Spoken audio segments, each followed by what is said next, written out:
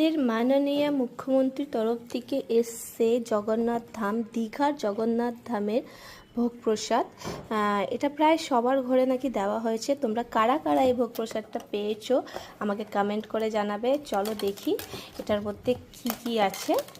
তবে বেশ ভালো লাগলো, এটা সবাইকে দেওয়া হয়েছে। সবাই তো আর যাওয়া সম্ভব নেই, কিন্তু সবাই ঘরে ঘরে পৌঁছে দেওয়া হয়েছে পশ্চিমবঙ্গ সরকারের তরফ থেকে। চলো দেখি এর মধ্যে কি আছে।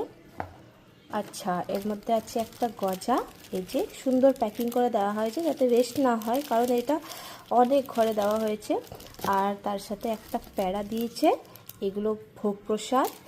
আর তার সাথে সুন্দর, যেটা আমার সবথেকে ভালো লেগেছে, এই যে ওই জগন্নাথ ধাম, দীঘার জগন্নাথ ধামের এই ফটোটা এতটা সুন্দর লাগছে, মানে এবার তো দেখে লাগছে কখন যে যাই। আর এখানে ঠাকুরের ফটো, আর পুরো এরিয়াটাতে মন্দিরটা কি সুন্দর যে বানানো হয়েছে, এত সুন্দর ফটোটাতে তোলা হয়েছে, তোমরা নিজেই দেখো। আমার দারুণ সুন্দর লেগেছে। তবে তোমরা বলো কারা কারা এই ভোগ প্রসাদ নিজের ঘরে পেয়েছো পশ্চিমবঙ্গ সরকারের তরফ থেকে, আমাকে কমেন্ট করে অবশ্যই জানাবে। Thanks for watching, tata.